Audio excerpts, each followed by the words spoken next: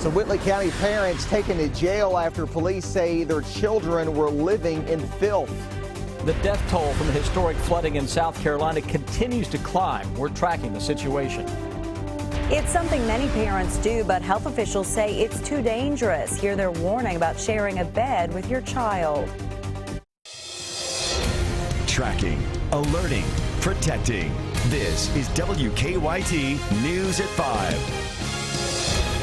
Good afternoon to you. 3 children found among animals and animal waste with a wanted man watching them. That's what police say they found at a Whitley County home yesterday. The children have been removed from that home. Their parents and 2 other people have been arrested. Their mother says there's an answer for what police found. WKYT's Phil Pendleton has our top story at 5. It began with an animal complaint. It ended with 4 people taken to jail and 3 small children sent to live with other relatives. And the child claimed to have been left by himself. Police say the animal control officer called them when he found a young child outside when he showed up to inspect a horse. Inside, he says he found twin boys, also under 4, and one of them was naked. In the house was 3 pigs, 3 dogs, and a rabbit. But police say there was no supervision. 57-year-old Frank Lockaby, the children's step-grandfather, was left to look over them, but he's wanted on child endangerment charges in Knox County. The children was in danger. There was glass outside. There was feces on the floor. The house obviously hasn't been cared for. I mean, it absolutely stunk. No, sir, they were not. What it was is evidently when the kids weren't being watched, they brought the animals in the house, and all 3 dogs were in the house, and then they brought the baby pigs in the house. Another man with the Jenkins, Jonathan Dawson, was arrested on outstanding warrants from Laurel County. Joshua and Aurora Jenkins were both charged with endangering the welfare of a minor, but they were released from jail shortly after they were incarcerated. In Whitley County, Phil Pendleton, WKYT. The Jenkins say they had to leave the children in the care of someone else because of problems they're having with their landlord. The landlord tells us that's not true. The death toll from historic flooding in South Carolina has now reached 17. While the record rainfall has stopped, the threat from high water isn't over. Weijia Jiang shows us why officials remain concerned about what could happen in the next couple of days. The sun is shining in Columbia, South Carolina, but it could take weeks to dry out after historic and damaging rainfall. The next 36 to 48 hours is going to be volatile. So what we'll tell you is don't let the sunshine fool you. The swollen Congaree River has flooded the area around it, and several other rivers still have not crested. Susan Woodring lost 40 feet of backyard because this bridge cracked under the weight of toppled trees. We're just really hoping that no more erodes away and that our house stays here. Well, it's tough. Will Warren and his wife own an animal clinic. He says the building was completely submerged and the water is still too high to survey the damage inside. You know, we put our heart and soul into it. After today, there's numerous people that work there and in other businesses within Forest Acres that don't have jobs. Families across the city are doing whatever they can to clean up, but right now tens of thousands of homes are still without water. For residents who do have water, the mayor is ordering them to boil it before drinking or cooking. The University of South Carolina canceled classes for the rest of the week. More than 800 people are staying in shelters, and more evacuations could be ordered if the water starts to rise again. Weijia Jiang, CBS News, Columbia, South Carolina. Authorities are warning spectators to stay home. They say too many people stopping to take pictures are hampering relief efforts. Well, we have more rain in the forecast, but there's also some more nice days to enjoy before it gets here. That sounds good. WKYT's Chief Meteorologist Chris Bailey's here with more on what's ahead. Yeah, pretty much the same old, guys. That's a good thing when you have a pattern that is basically stuck in the one that we are in for at least 2 more days. Live look outside, clouds beginning to filter on in. A little thicker overcast out there now. So it's a mix of sun and clouds. Temperatures upper 70s. Humidity still down there 44%. So that dry, nice fall weather continues. Wind's not a big player at all across central and eastern Kentucky. Here's a look at Defender. And we say goodbye to Defender. Nothing showing up out there. Temperatures this evening, quick drop through the 60s. We'll wind up as we go into the overnight down into the 50s once again.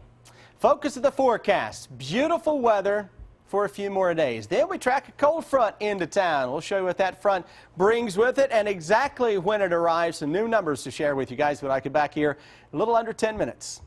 Thank you, Chris. The beautiful weather, a huge relief for fans of Luke Bryan. Rain caused the country star to postpone a concert at Talon Winery last week. Well, it is rescheduled for tonight with thousands expected to attend. Our officer Don Evans shot this video of car after car arriving at the winery about 30 minutes ago. WKYT's Jennifer Palumbo is at the live desk to show us what's being done to make sure all those fans have an enjoyable experience. Jennifer? Talon Farm and Winery expects 20,000 people for tonight's Luke Bryan concert that's part of his farm tour. At last check, Officer Don told us traffic on Tates Creek Road was backed up about 3 to 4 miles on the stretch. Talon Winery officials say several days of sunshine helped get the field ready for the concert, but it wasn't enough. This afternoon, they brought in 2 helicopters to hover over the field and help dry it out. They wanted to make sure everything was not only safe for customers to come in, they didn't want people getting stuck all the time, but they also needed to make sure that they could physically get their stage up there. The big traffic concern is because this is a rural 2-lane stretch of Tates Creek Road. Police are at the entrance directing traffic, and we're told they're also monitoring the traffic lights on the way as well. At the live desk, Jennifer Palumbo, WKYT. Jennifer, thank you. That concert is scheduled to start at 7. A sheriff is on the other side of the law today. Our county-by-county coverage begins in Warren County. State police arrested Breckenridge County Sheriff Todd Pate there last night. They say troopers began looking for him after his wife swore out a warrant against him on terroristic threatening charges. Pate is also charged with DUI and reckless driving. A Barren County man says he's not guilty of killing an 8-week-old baby. Chad Lewis also pled not guilty to drug charges today. Police say he shook the young girl and threw things at her while watching her for her mother on September 6th. The child died from a closed head injury at Kosar Children's Hospital 2 days later. The number of deaths on Kentucky's roads is on the rise. As of today, 549 people have died in crashes in Kentucky this year. That is 58 more than this time last year. Officials are asking drivers to be responsible behind the wheel. Of the people killed this year, 215 were not wearing seatbelts. 104 died in crashes involving alcohol. 90 died in crashes because of speeding, and 137 died because of driver inattention. According to public health officials, a child dies from unsafe sleep practices in Kentucky every 5 days.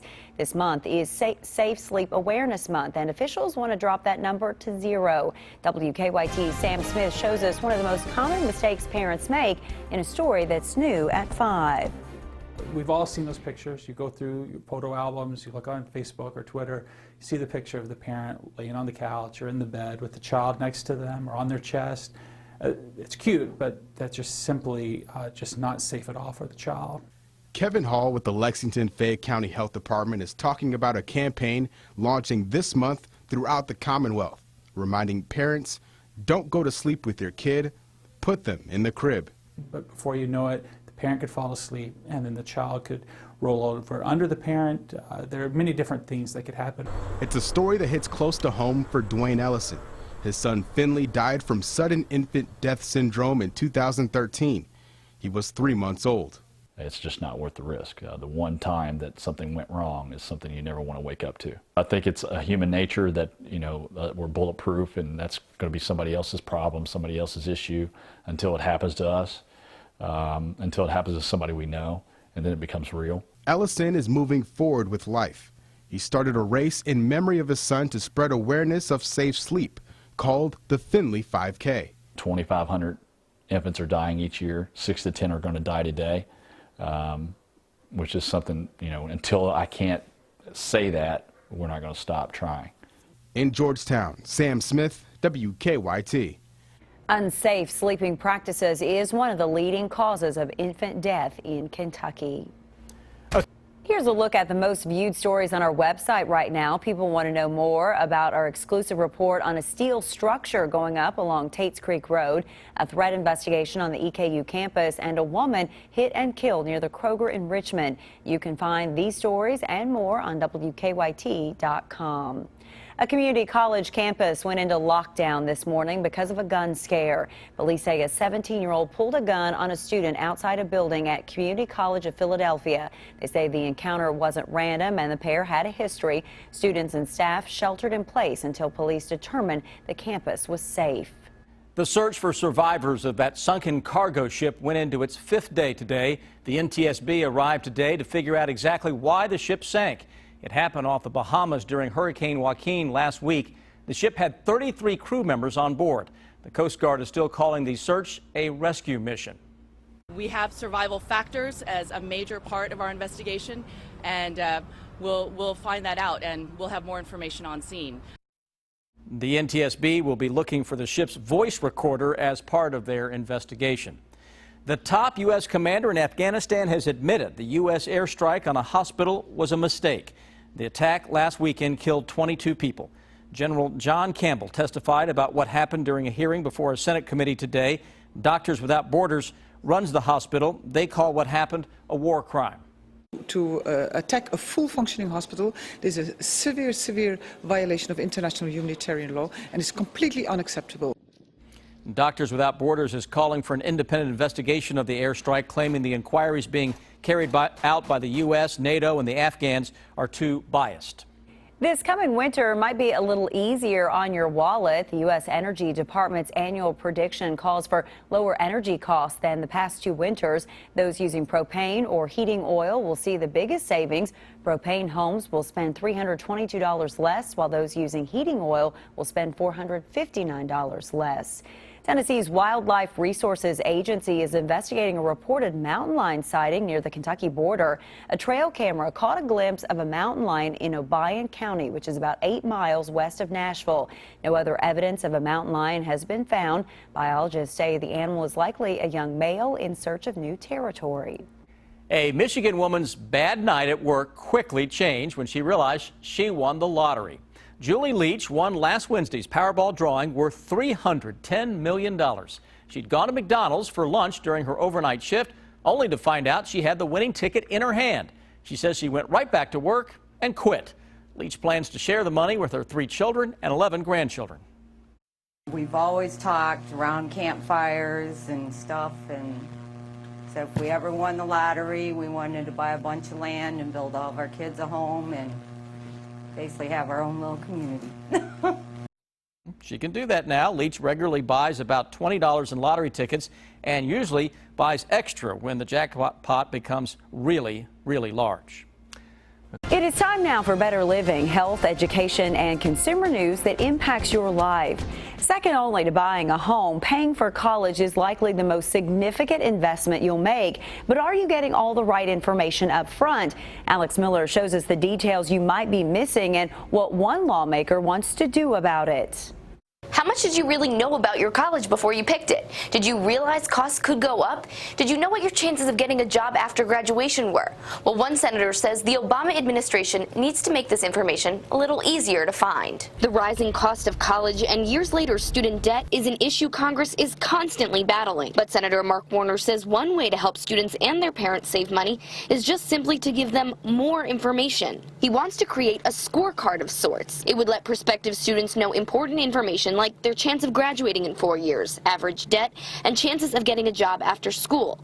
It would be specific by major because, after all, an aspiring artist and accountant may go to the same school but could face different post-grad realities. Warner says this kind of transparency has helped in other arenas and could really work for students in the long run. Think about the kind of data we've got now to price airplane tickets or hotels that's made consumers better informed. We could do the same thing with higher education. It's not going to completely solve the problem of higher education, but it's going to allow folks as consumers to put pressure on colleges and universities. Warner says the Obama administration has made great first steps into releasing this information, but he reiterated that right now they're just average figures and people need much more specific ones. Reporting in Washington, I'm Alex Miller. As the popularity of zip lines grows, so do the number of injuries they cause. Researchers found 17,000 people were treated for zip line related injuries from 1997 to 2012. Most of the injuries happened in the last 4 years of the study. They included broken bones, cuts, and sprains. Industry members say the study is alarmist and say zip lines are safer than driving a car. And if your Thanksgiving cooking involves canned pumpkin, you'll want to buy it sooner rather than later. A University of Illinois plant pathology professor says canned pumpkin could run low by Thanksgiving. Illinois is the top pumpkin producing state.